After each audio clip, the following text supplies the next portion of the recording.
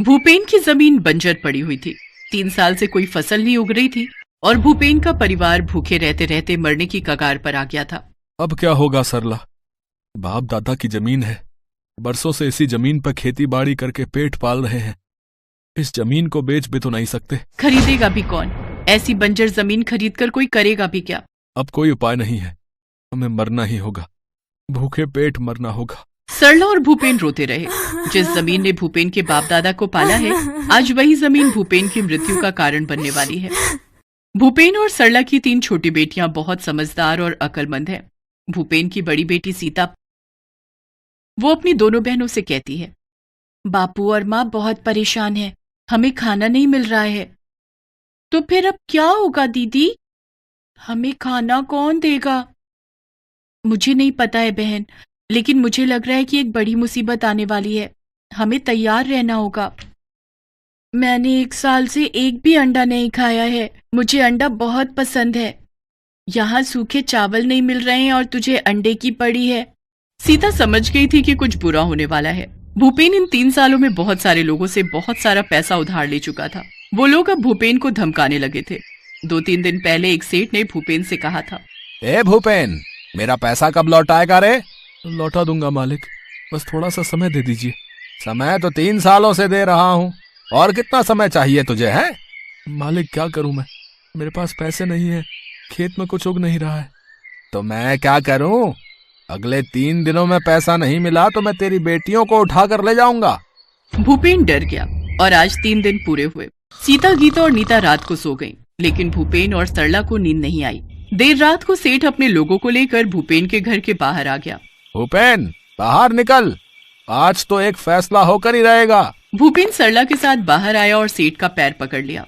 दया कीजिए मालिक, मेरी बच्चियों को छोड़ दीजिए। मालिक, हम आपके पैर पकड़ते हैं, हमारी बेटियों को अगवा मत कीजिए।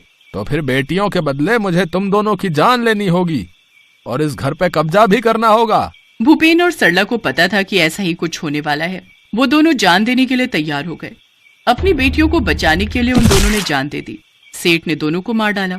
तीनों बेटियों की नींद खुल गई और वो बाहर आई। माँ, बापू, क्या हुआ आप लोगों को? बात कीजिए, कुछ तो बोलिए। सेठ ने तीनों बेटियों को ठीक से रोने भी नहीं दिया। उसने तीनों से कहा, तुम्हारे माता पिता नल्ले थे, नालायक थे, मेरे पैसे नहीं लौटा पाए, इसीलिए उन्हें मारना पड़ा। आज से ये मेरा घर है, तुम तीनों यहाँ नहीं रह सकते, भागो यहाँ से। सेठ ने तीनों को भगा दिया। उन तीनों बहनों ने मिलकर अपने माता पिता का शव उठाया और उस बंजर जमीन पर ले जाकर दोनों शवों को रख दिया। अब क्या कह रहे दीदी? माँ बापू भी चले गए, उनका अंतिम संस्कार करने का भी पैसा नहीं है। दोनों के शवों को दफनाना पड़ेगा। यहाँ दफनाएंगे तो ऐसा लगेगा कि वो दोनों हमारे साथ ही है। तीनों ने गड्ढा खोला और अपने माता पिता के शवों को दफना दिया और उन तीनों ने रोते हुए पूरी रात वहीं पर बिता दी। अगले दिन उन तीनों ने आसपास के पेड़ों से सूखे डाल और पत्ते काटकर अपने लिए एक झोपड़ी बना ली। झोपड़ी बनाते बनाते शाम हो गई। पूरे दिन में उन लोगों को खाना नहीं मिला। नीता सबसे छोटी थी, वो भूख बर्दाश्त नहीं कर पाई। मुझे बहुत भूख लग रही है दीदी, मुझे अंडा खाना है। चुप हो जा बहन, यहाँ अंडा कहाँ से मिलेगा? रुक जा, मैं खाने के लिए कुछ लाती हूँ। सीता गांव की दुकान में जाकर खाना मांगने लगी। चाचा खाने के लिए कुछ दे दो ना, बाद में पैसा दे दूंगी। दुकानदार ने कहा, नहीं, अभी पैसा देना होगा, तेरे माँ बाप तो नहीं रहे, वैसे ही इस दुकान में बहुत उधारी है तेरे बाप की। दुकानदार ने खाना नहीं दिया। सीता गांव के लोगों से खाना मांगने लगी, लेकिन उन लोगों ने कहा, सेठ ने तुम तीनों को खाना देने से मना कर दिया है।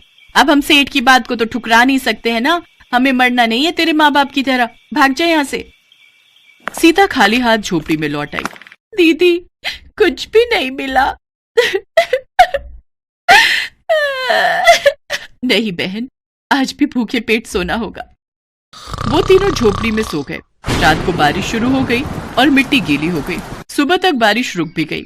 सीता झोपड़ी से बाहर निकली और देखा उस बंजर जमीन पर एक हरा सा पेड़ उगा है।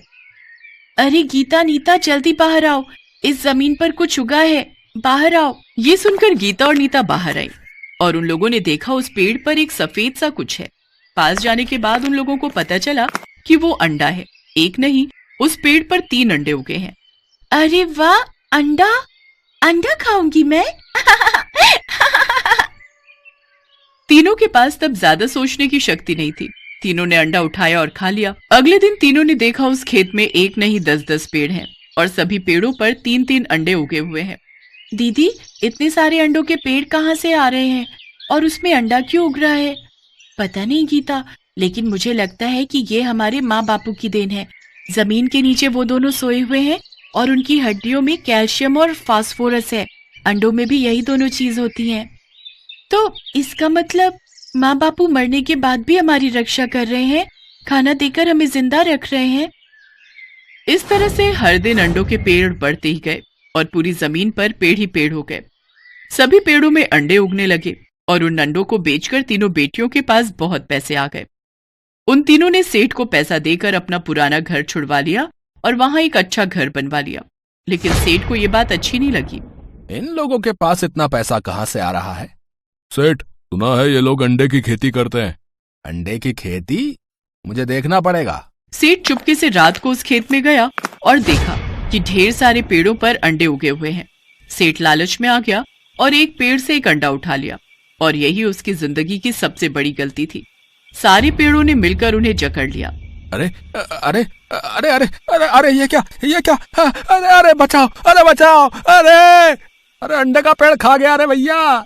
लेकिन उन्हें बचाने कोई नहीं आया। पेड़ों ने सेठ को जमीन के अंदर ले लिया। सेठ की मौत हो गई। सीता, गीता और नीता को इंसाफ भी मिल गया और बंजर खेतों में अंडे की खेती करके वो तीनों बहुत अमीर हो गए और गरीबों की सेवा करने लगे।